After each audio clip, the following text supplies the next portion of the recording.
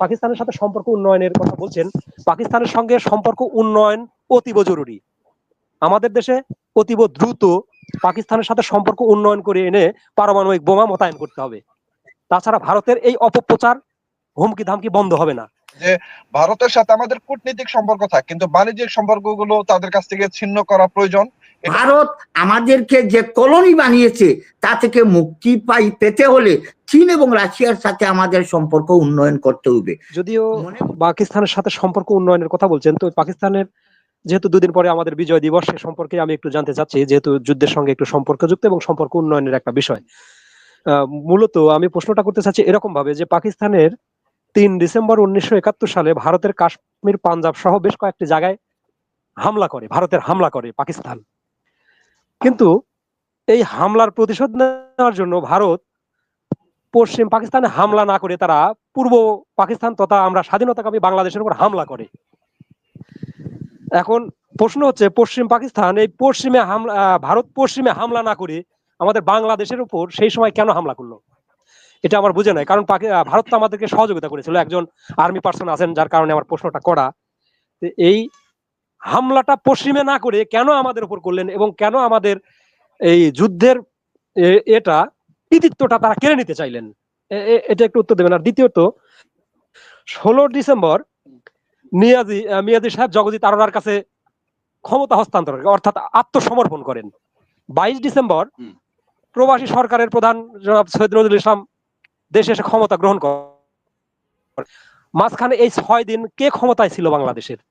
তাহলে 22 তারিখে যদি প্রবাসী সরকার এসে বাংলাদেশের ক্ষমতাভার গ্রহণ করে, তাহলে বিজয় দিবস কবে? 16 ডিসেম্বর নাকি 22 ডিসেম্বর? কোনটা হবে আমাকে একটু ক্লিয়ার করবেন, এই একটা প্রশ্ন। দ্বিতীয়ত, 6 ডিসেম্বর ভারতের ঊর্ধ্বতন কর্তৃপক্ষ প্রবাসী সরকারের সঙ্গে একটা বৈঠক করে এবং বৈঠকে একটা সিদ্ধান্ত হয় যে পাকিস্তানি ঘাঁটিগুলোতে তারা হামলা করবে। পক্ষান্তরে তারা 7 ডিসেম্বরে ঢাকার বেসামরিক স্থাপনায় নাপাম বোমা হামলা করে, যেটা নিষিদ্ধ বোমা। ওই সোভিয়েত ইউনিয়নে হামলা করে আমেরিকা নাস্তানাবুদ বা একেবারে তামা করে দিয়েছিল। সেই নিষিদ্ধ বোমা কেন বাংলাদেশের মাটিতে ইন্ডিয়া সেই বোমা দিয়ে হামলা করলো? আসলে কি তারা আমাদের পক্ষে যুদ্ধ করতে এসেছিল, নাকি আমাদের মধ্যে ভীতি সঞ্চার করে এদেশের সম্পদ গুলোকে লুটে নেবার জন্য এদেশে এসেছিল? একটু আপনি ব্যাখ্যা করবেন। আর দ্বিতীয়ত, যেটা পাকিস্তানের সাথে সম্পর্ক উন্নয়নের কথা বলছেন, পাকিস্তানের সঙ্গে সম্পর্ক উন্নয়ন অতীব জরুরি। আমাদের দেশে অতীব দ্রুত পাকিস্তানের সাথে সম্পর্ক উন্নয়ন করে এনে পারমাণবিক বোমা মোতায়েন করতে হবে। তাছাড়া ভারতের এই অপপ্রচার হুমকি ধামকি বন্ধ হবে না। এখন যে এই সম্পর্ক উন্নয়ন করবেন, পিপল টু পিপল তো সম্পর্ক একটা দেশের সাথে সম্পর্ক উন্নয়ন করা সম্ভব হয় না। এর জন্য সরকার টু সরকার প্রয়োজন হয়। শেষ করছি মনির ভাই, আমাকে একটু সময় দেবেন। সরকার টু সরকার প্রয়োজন হয়। এই বর্তমান এন্টারিং গভর্নমেন্টে, অতীতেও মনির ভাই আপনার সাথে এসে বলেছি যে 111 বা আওয়ামী স্বৈরাচারের লেসপেন্সাররা এখনো আছে। সেক্ষেত্রে তারা যে মতবাদগুলো তাদের বিজয় দিবসকে কেন্দ্র করে যে রাজনীতিটা করেছে, সেই রাজনীতি থেকে বেরিয়ে এসে কি পাকিস্তানের সাথে সম্পর্ক উন্নয়ন করতে পারে বলে আপনারা মনে করেন? আমার কাছে তো এটা মনে হয় না যে কখনো এই লেসপেন্সাররা এটা করতে দেবে।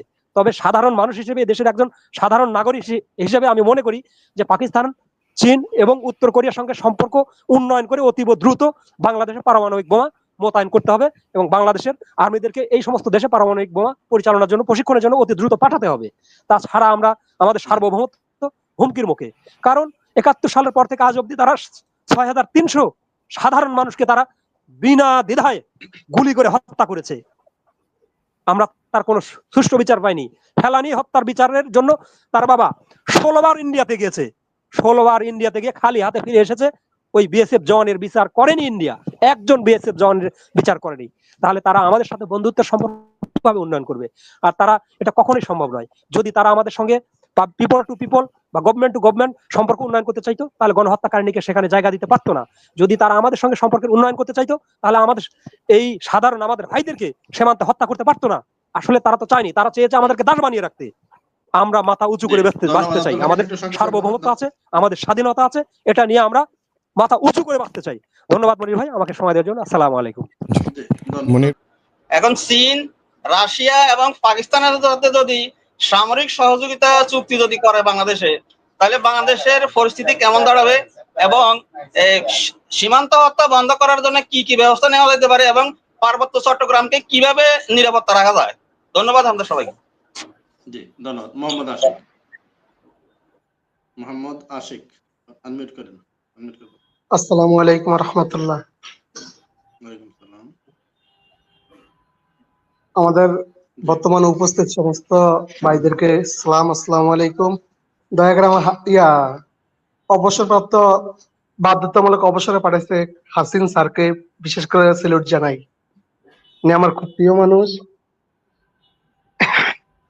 তো আমার কথা হলো যে বর্তমানে বাংলাদেশে অনেক আওয়ামী লীগের নেতারা ফেসবুক ইউটিউবে লাইভে আইসা উল্টাপাল্টা কথা বলতেছে।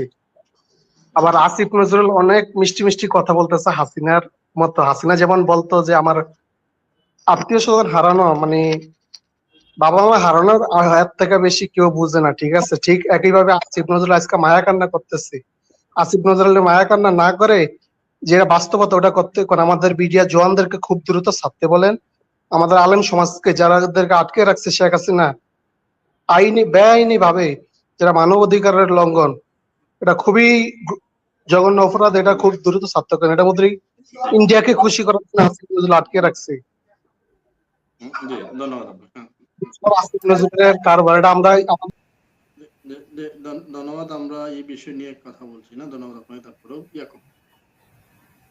বিসমিল্লাহির রহমানির রহিম। জি, আসলে ধন্যবাদ আনামুল ভাই, ধন্যবাদ সকল অতিথিবৃন্দকে। আমি একটা প্রশ্ন করি জিয়াউল হক ভাইকে। আপনার কাছে আমার জানার ইচ্ছা, জিয়াউল হক না, জগলুল হায়দার। জি জি জি।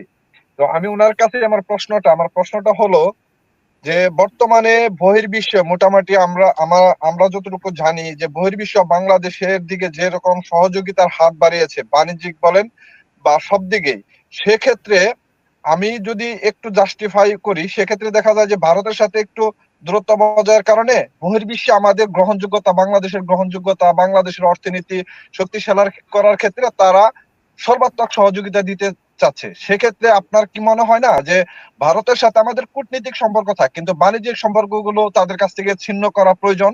এটা সম্মানিত সঞ্চালক ভাই, অতিথিবৃন্দ, বিশ্বের যে যেখান থেকে দেখছেন শুনছেন, পাকিস্তানের সাথে বাংলাদেশের সম্পর্ক উন্নয়ন।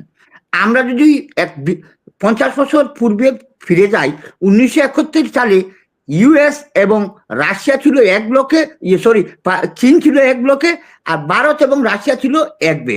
তো ভূ রাজনৈতিক কারণে নানান প্রয়োজনে যে একজনে আরেকজনের সাথে সম্পর্ক ছিন্ন বা গভীর সম্পর্ক হতে পারে। সেই হিসাবে বাংলাদেশের থেকে পাকিস্তান, বর্তমান যে ভারত আমাদেরকে যে কলোনি বানিয়েছে তা থেকে মুক্তি পেতে হলে চীন এবং রাশিয়ার সাথে আমাদের সম্পর্ক উন্নয়ন করতে হবে।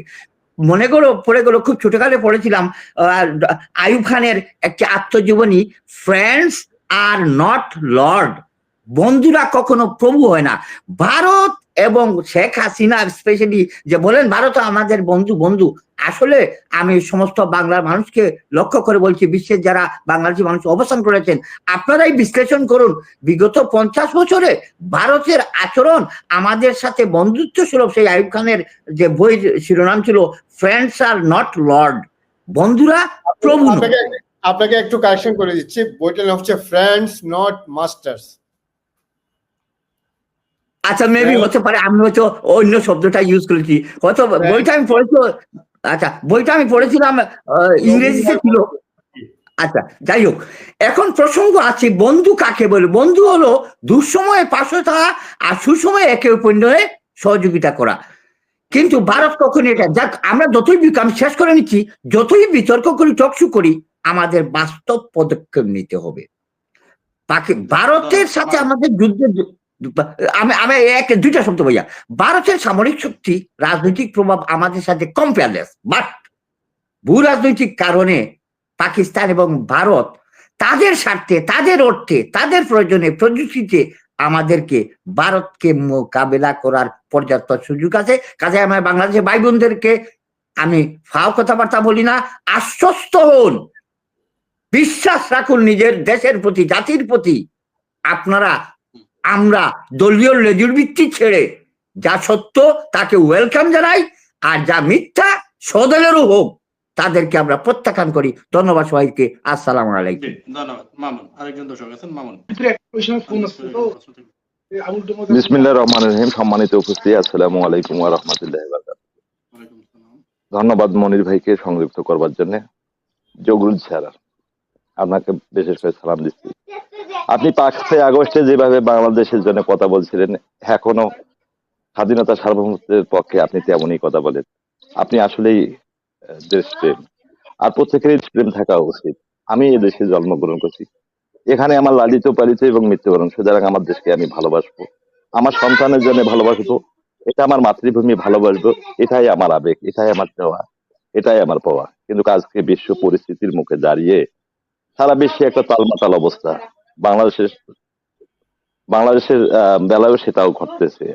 আজকে দেখেন, যদি বাংলাদেশের সার্বভৌমত্ব ভারতের কাছে বিকিয়ে যায়, আমি ধরে নিলাম বাংলাদেশের স্বাধীনতার সময় আমাদের সহযোগিতা করছে, ভারত আমাদের সহযোগিতা করছে, তার মানে এই নয় যে আমাদের সার্বভৌমত্বটুকু হুমকির মুখে দাঁড়াবে তাদের কারণে।